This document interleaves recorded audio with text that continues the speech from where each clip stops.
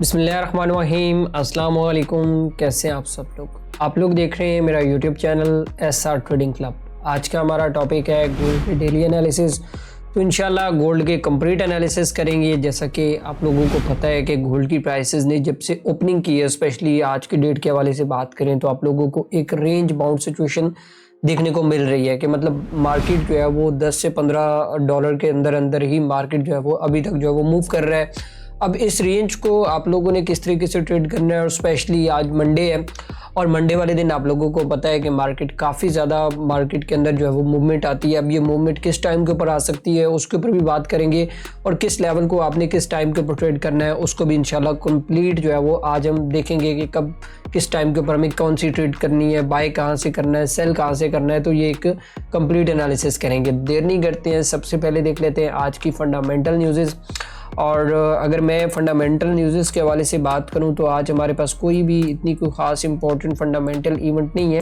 लेकिन ये है कि यूएस का जो वॉल्यूम जब लगेगा तकरीबन 7:30 पौने 8 बजे के करीब, तो मार्केट के अंदर काफ़ी ज़्यादा मूवमेंट जो है वो आप लोगों को देखने को मिल सकती है। हाँ, एक चीज़ यहाँ पे बहुत ज़्यादा इंपॉर्टेंट है जो मैं आप लोगों को बता भी देता हूँ कि ये 28 मिनट के बाद जो है वो एक फेड के मेंबर हैं, इनकी एक स्पीच है। तो मे भी पॉसिबल है कि जो FOMC मीटिंग मिनट्स आने वाले हैं इसी वीक के अंदर, तो इसके ऊपर थोड़ी सी ब्रीफिंग जो है वो यहाँ पे आप लोगों को देखने को मिल सकती है। और उसके बाद यहाँ पे तकरीबन और कोई इतनी भी ख़ास इंपॉर्टेंट न्यूज़ नहीं है। ये एक तकरीबन 11 बजे जो है वो हमारे पास कोई एक और स्पीच है, तो ये भी कोई इतनी ख़ास इंपॉर्टेंट नहीं है, लेकिन ये वाली स्पीच काफ़ी ज़्यादा इंपॉर्टेंट रहेगी जो तकरीबन आधे घंटे के बाद है। सो मे भी पॉसिबल है कि जब वीडियो पोस्ट हो तो उसके ऊपर जो है वो आप लोगों को उसके बाद या उससे थोड़ी से पहले जो है वो काफ़ी ज़्यादा मूवमेंट देखने को मिल सकती है गोल्ड के अंदर। तो देर नहीं करते हैं, चलते हैं टेक्निकल चार्ट के ऊपर। टेक्निकल चार्ट के ऊपर मैं आप लोगों को आज बताता हूँ कि किस तरीके से आप लोगों ने जो है वो आज ट्रेड करना है। अच्छा, यहाँ पे जो मैंने चार्ट यूज़ किया है वो M30 का यूज़ किया है, क्योंकि यहाँ पे M30 के अंदर आप लोगों को बहुत अच्छे ट्रेडिंग सेटअप्स जो है वो मैंने सुबह भी अर्ली मॉर्निंग में, अगर थोड़ा सा यहाँ पे एनालिसिस डिस्कस करने से पहले सबसे पहले आप लोगों को बता देता हूँ कम्युनिटी के हवाले से कि मैंने अर्ली मॉर्निंग ये तकरीबन जो सुबह मैंने तकरीबन 11:36 पे जो है वो मैंने एक बाय करवाई थी, तकरीबन जो है वो 65 पे, और जो हमारा लास्ट टीपी था वो तकरीबन 90 का टीपी था। और अल्हम्दुलिल्लाह शुक्र है अल्लाह पाक की ज़ात का कि हम लोगों ने तकरीबन 300 प्लस पिप जो है वो इस ट्रेड से जो है वो निकाले थे। और यहाँ पे प्रॉपर मैंने इसको अपनी कम्युनिटी के अंदर यहाँ पे जो है मैंने इसको अपडेट भी किया था। अगर आप लोग देखें तो यहाँ पे मैंने इसको अपडेट कर दिया था। तो ये कम्युनिटी आप लोग बिल्कुल भी मिस ना करें, इसका लिंक आप लोगों को वीडियो की डिस्क्रिप्शन के अंदर मिल जाएगा, तो वहाँ पर जाके आप इसको फ्री ऑफ कॉस्ट ज्वाइन कर सकते हैं। यहाँ पर मैं आप लोगों को सिग्नल्स दे रहा होता हूँ जहाँ से आप लोगों को मतलब कि काफ़ी हद तक आइडिया हो जाता है कि आप लोगों ने ट्रेड जो है वो किस तरीके से करना है। अच्छा, देर नहीं करते हैं, चलते हैं अपने टेक्निकल चार्ट के ऊपर और देखते हैं कि आज हमें किस तरीके से ट्रेड करना है। अच्छा, यहाँ पे अगर हम लोग थोड़ा सा सबसे पहले थोड़ा सा प्रीवियस एनालिसिस करेंगे, फिर उसके बाद जो है हम आगे अपना करंट एनालिसिस करेंगे कि आज की डेट के अंदर हमें ट्रेड कैसे करना है। क्योंकि ये मार्केट इस तरह की है कि यहाँ पे अगर आप लोगों को अपना एनालिसिस करना है तो सबसे पहले पीछे चीज़ों को थोड़ा सा जो है वो समझना पड़ेगा।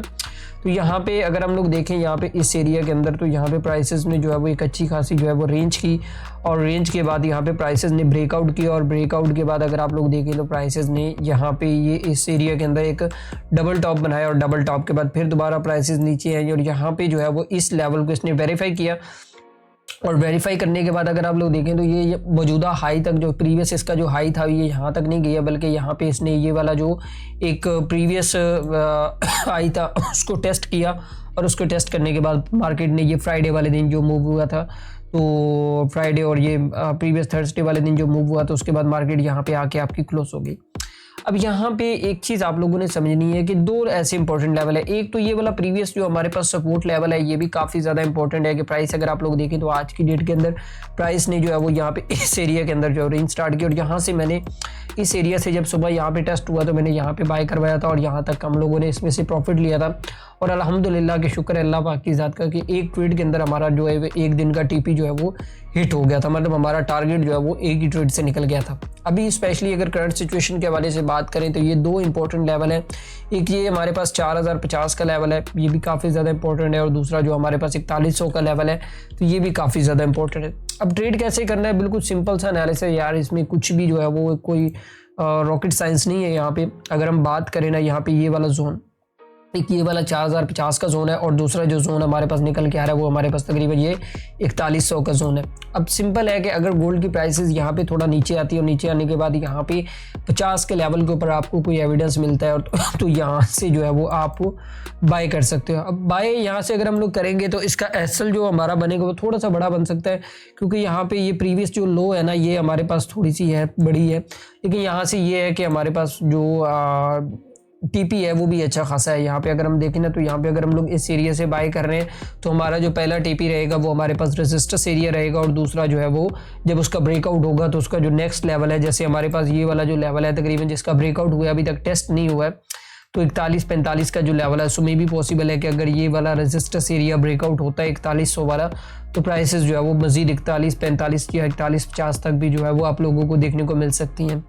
और एक और सिनेरियो ये भी हो सकता है, मैं सेलिंग सिनेरियो भी आप लोगों को बता देता हूँ। सेलिंग सिनेरियो क्या हो सकता है कि ये वाला जो एरिया है ना हमारे पास जो 4100 का एरिया है, अगर गोल्ड की प्राइसेस यहाँ से रिजेक्ट होकर ऊपर की साइड पे जाती हैं या और यहाँ पे जो है वो आप लोगों को कोई एविडेंस मिलता है, मतलब जैसे प्रीवियसली अगर आप लोग देखें यहाँ पे इस एरिया के अंदर यहाँ पे आपको रेजिस्टेंस एरिया के अंदर जो है वो डबल टॉप टाइप सिचुएशन मिली है, तो यहाँ से जो है वो आप उसको मजीद जो है वो सेल वाली साइड पे जो है वो देख सकते हैं। लेकिन मैं आपको मशवरा यही दूंगा कि ये जो रेंज है ना इसके अंदर आप लोग एसएल जो है वो लाजमी यूज़ किया करें, क्योंकि ये रेंज जिस साइड पे भी ब्रेकआउट होगी, अगर आप लोग यहाँ पे प्रीवियसली मैं कुछ केसेस आपको दिखाता हूँ यहाँ पे कि ये एक रेंज थी, उसके बाद अगर प्राइस ने उसका ब्रेकआउट किया तो देखिए कितना शार्प मूव जो है वो आप लोगों को यहाँ तक देखने को मिला। फिर उसके बाद ये एक रेंज खड़ी होगी हमारे पास यहाँ पे, अगर हम लोग देखें तो इस एरिया के अंदर अगर हम लोग देखें तो ये चीज़ अब आपने ना थोड़ी सी समझनी है